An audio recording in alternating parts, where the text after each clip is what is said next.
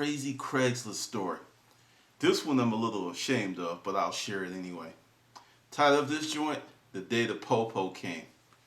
For a long, long time, I was running a quasi illegal business, but not quite illegal. The terms of my warehouse agreement was we could have customers in the warehouse, but it wasn't supposed to be a full frontal retail assault that it was, but only on certain days. Well, on one of those days, everybody cleared out. It was a pretty good day, and my partner had left, and I was just getting ready to shut stuff down. And I was like, hey, there's some stuff on the truck. Let me just pull it off, because I would do that a lot. I didn't have much of a social life at that point. I was like, let me just clean off the truck. So I was moving stuff out the truck, and then I hear, cop car squawk box, that chatter. And I look over at because the truck was right here, and I look between the truck and the dock, and then there's a police car there, and I'm just like, what the hell does he want? And the door was locked at this point, so next thing you know, bam, bam, bam, bam, bam. And I'm like, what the hell? So I go answer the door. There's the cop. I'm like, hey, how you doing, officer? He's like, hey, how you doing? How long have you been running this sale? And at this point, it's like, dun, dun, dun, dun, dun, dun. Because I'm like, I don't want to answer this question, and I'm not going to lie. That's the worst thing to do, to lie to a cop. So it's like, today, using Ted Turner logic. I was like, yeah, it was today. I didn't really go too deep. And he was just, yeah, I saw your signs, and, make sure you get those signs. I said, oh, definitely, I'm going to get those up before I leave.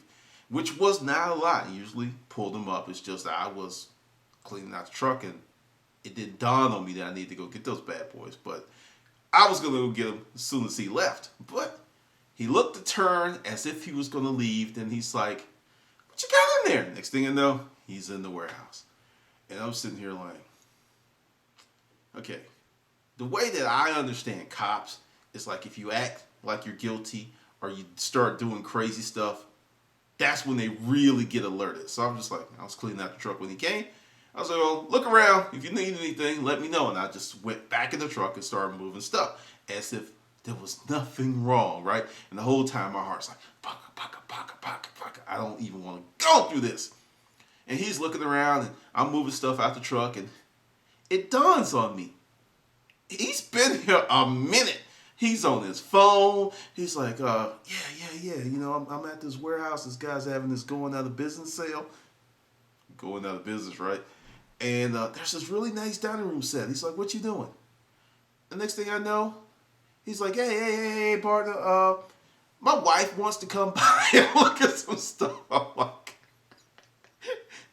I thought you were going to be leaving, but now you're bringing more? So, all right. He's like, well, I'm here, right? I'm just still cleaning out this truck, so that's cool. I was going to say, no, go away and be on this guy's shit list. About 30 minutes goes by, and like I said, it's a 27-foot truck. I'm still pulling all kinds of stuff out there, and mostly it's boxes. And, he comes over, and we're just talking. He says, so what do you do? And I was like, I do estate closeouts. At this point, I never told anyone that I was buying stuff from storage units. That just wasn't their business. And not to mention it would create a lot of problems. And we just talking. I hear a car pull up and, go to the door. And there's his wife, nice lady in there. She comes in and they're looking at the stuff. And they're, he's actually has descended from cop mode to husband mode. Apparently, he did something. And he was in a doghouse. Because she kept cutting him those looks. Like, I mean, there was something clearly going on. What, I don't know. But he was definitely not in an advantageous position. And she's just like, I like that table. But there was a really nice set. And she said, but I like that one better. And she just kind of looked at him with this little quirky look on her face. And it was just like, uh-oh. This is going to be real interesting. Next thing I know, hey, my wife likes this table set. I see you got $1,400 on it. Is that your best price? And I'm sitting here like, okay, what do I do? Because it was a high quality item. And I just want to give it away. And the unit that it came out of, I paid a grip for it because everything in that unit was nice. So I need to sell everything at a good price to balance out. And I was like, well, he was in husband mode. I went to businessman mode. I was like, well, make me an offer. And just walked off. Because, see, I knew his ass was in trouble. I could feel it. And then she's like, yeah, honey, make the man an offer. Make him. And I'm just sitting there like, I'm going to have a sale one way or another today because she wants this. And she says, I like it. She walked around it. She ran her fingers across it. She's like, you can't, is it new? I was like, no, it's not new, but you can't tell. And then I went to my desk, got my laptop, pulled up the website because it was being sold at Haverty's and the set was $4,000. And she's like, honey, new, it's $4,000. He's selling it for $1,400. We need to do this.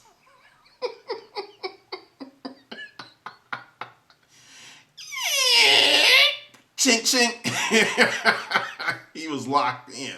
He's in the doghouse. She wants it. And really, it's outstanding value. He comes over, he looks at the website, and he's like, wow, that's a really good deal. And all the chairs and everything. Then he's like, taxes, like, taxes included. We don't charge tax. And he's like, God, he's like, how much money you have on you? She says, I have $2,000. I was like, ooh, cash too? No credit card? What? And that was for something else they had. He said, okay, let's do it. And he's like, you have a guy that delivers? So I was like, doo, doo, doo, doo, doo.